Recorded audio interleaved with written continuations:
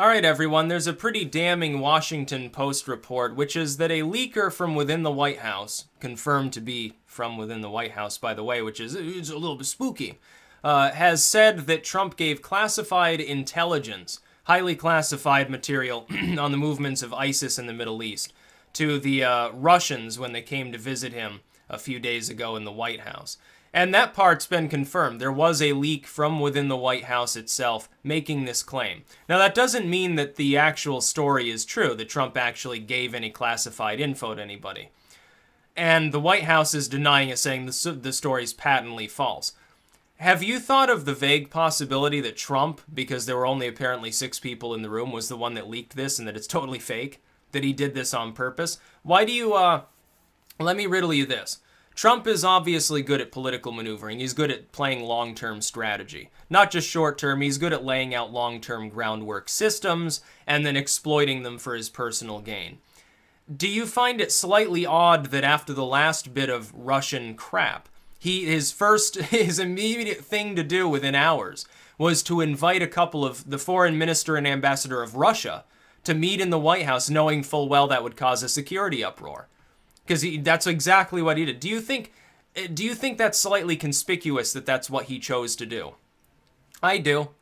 Do you think that this coming out in the wake of that is a little bit conspicuous? I do.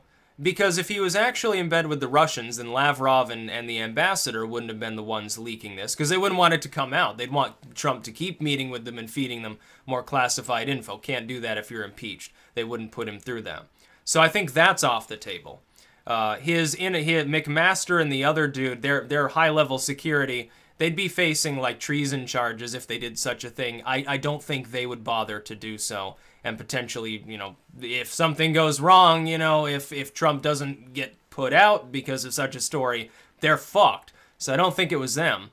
And then there's the woman there, I can't remember what her name is, that, let me look through it. It's Dina Powell, actually. I think is loyal to him within his inner circle. So who does that leave that was actually in the room that could confirm with quotes from Trump from this meeting? Who's left? It's Donald Trump, the president of the United States. Can you imagine? He might have just pulled the greatest ploy on the corporate media. Now, there's another bit of evidence. It's elementary, my dear Watson. Trump is apparently recording everything that goes on in the White House. He's basically bugging his own phone systems and recording everything. If you were trying to convince the media and all of your political opponents to investigate you for Russian espionage or connections that weren't real, and you were laying the groundwork for that, what would you want? You'd want a record of the conversations. You'd want to have it on tape that it was actually you calling up the New York Times and saying, yeah, I was in the room, and by the way, blah, blah, blah. I would want all the documents recorded. I would want them scanned. I would want the phone lines recorded. I would want to know everything that's going on at every moment around me so that there's no illusion about what's going on if those tapes are revealed, if all the documentation comes to public light. If I were laying the groundwork to screw every political adversary I had by making it clear to the American people upon in their own investigation, and this is the risk that they run, if they're wrong about Trump having connections to Russia, they're probably all screwed.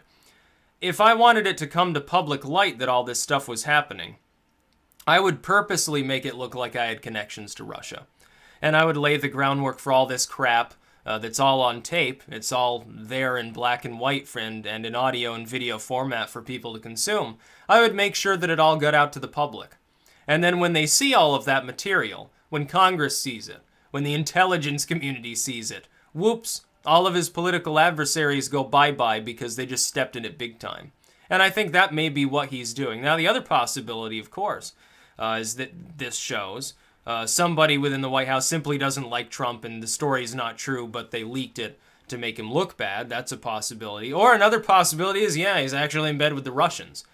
But the thing is, I give very little credence to that claim. I have to, because the story doesn't appear to even emerge until the DNC was blaming Russian hackers for its own problems. And it never made sense because their systems weren't secure. You didn't need to dream up some reds-under-the-bed Russian hackers to explain how Podesta's emails, how the DNC's own fiscal proceedings were leaked to the public. They were poorly secured.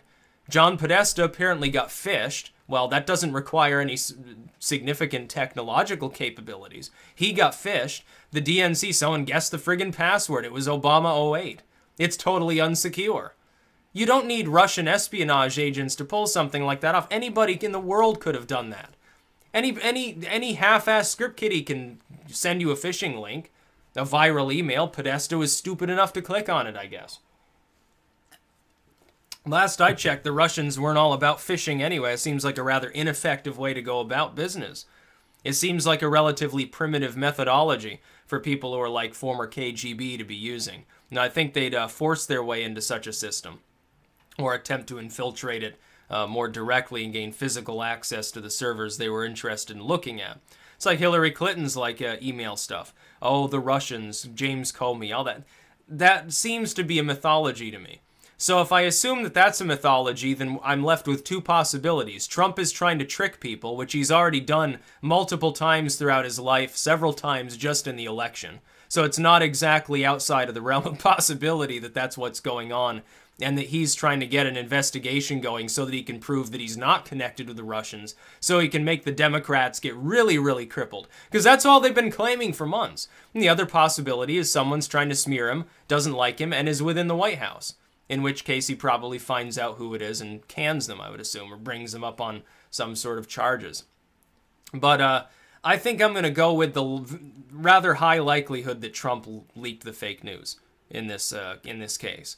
That is, I don't think he has connections with Russia. That claim is half-assed at best. It's mediocre as far as how much evidence is there. In fact, I would say sub-mediocre, but I'll give it a little bit of credit where credit's not due, just for the sake of being devil's advocate here. The claim never made sense. So I'm going to assume that Trump is trying to get investigated for connections to Russia, so that he can lay it out in black and white because he's taping everything, and probably has been before he was elected, if this is his strategy. He's going to release years of material saying, nope, not connected to the Russians, I'm a hardliner. The Democrats have just been trying to slander me because they didn't know how to deal with me in a political sense.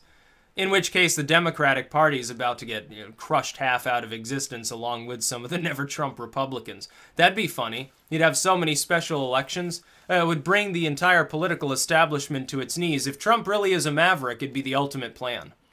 It would require some, by the way, collusion with members of the intelligence community. So for the time being, I'm not going to write off the possibility that people like Comey might have been involved in such a thing. Essentially, the government's run by crooks. Let's get Trump aboard. He's willing to play ball. We'll get somebody in there who knows how to actually clean house, and he'll be our ally, and we're going to clean up our republic and get things going again. Or maybe I'm reading too much into it. Maybe he's just connected with the Russians. Maybe. It's a possibility. I just don't see it being a big possibility. I think this is Trump's idea of a very, very, very fun strategic game to play. That's about all. Peace out.